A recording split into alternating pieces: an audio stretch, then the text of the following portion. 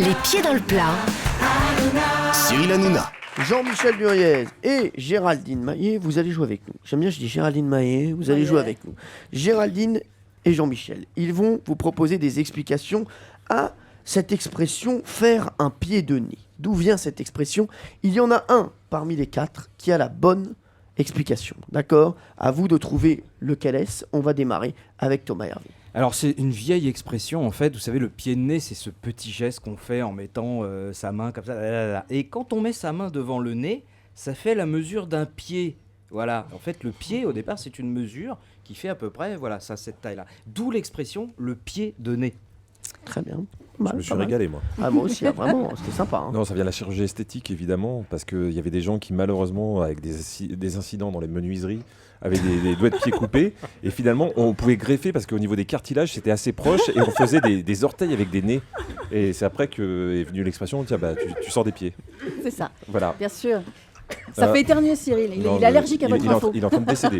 Oui, c'est ça. Allez, Bruno Roger Petit. Alors c'était le bouffon de Saint-Louis qui, lorsque le roi émettait en séance sous son chêne quelque chose qui n'allait pas, donc le bouffon de Saint-Louis portait son pied au nez, ce qui voulait dire au roi, tu viens de commettre une erreur dans le jugement que tu viens de rendre. Voilà, donc c'est le bouffon de Saint-Louis portant son pied au nez qui est à l'origine de cette expression, faire un pied de nez. Mais il faut être souple, faut être très souple, mais le bouffon est souple.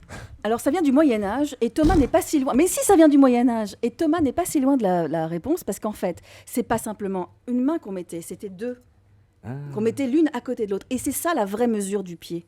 Et à partir de ce moment-là, quand on faisait ça, on disait, je porte évidemment le pied à mon nez et c'est la distance entre mon intention de faire la chose que tu me demandes. C'est-à-dire très loin, à un pied de faire ce que tu me demandes. D'accord. Et c'est ça la vraie réponse. Ah ouais. Croyez-moi. Alors, à votre avis, Jean-Michel Duriez, qui a la bonne explication? Moi, j'ai l'impression que c'est Valérie, parce qu'en effet, ça explique vraiment quelque chose. Ça met une distance. J'explique toujours bien les choses. Et quoi, mon explication a été pourrie? Moi j'avais un petit pied. Géraldine. Moi, je crois toujours Valérie. Vous croyez Valérie Benaïm? Eh bien, sachez que c'est bien Valérie Benaïm qui a la bonne explication aujourd'hui. C'est ça. Hein. Le pied était une unité de mesure qui correspondait à environ 33 cm. Or, 33 cm, c'est à peu près la distance que vous obtenez en mettant vos mains l'une derrière l'autre, en collant le petit doigt de la main gauche au pouce de la main droite. Vous pouvez le faire, hein, ici, voilà, ça. vous allez voir. Ça fait à peu près 33 cm. Enfin, ça dépend de vos mains. Pour moi, ça fait 17. Voilà. À l'époque, quand vous aviez berné une personne, vous lui faisiez cette grimace appelée pied de nez pour lui montrer que volontairement, vous aviez mis une distance entre ses espoirs et la réalité. Bravo Valérie Benaïm. Bravo. Les pieds dans le plat. Cyril Hanouna.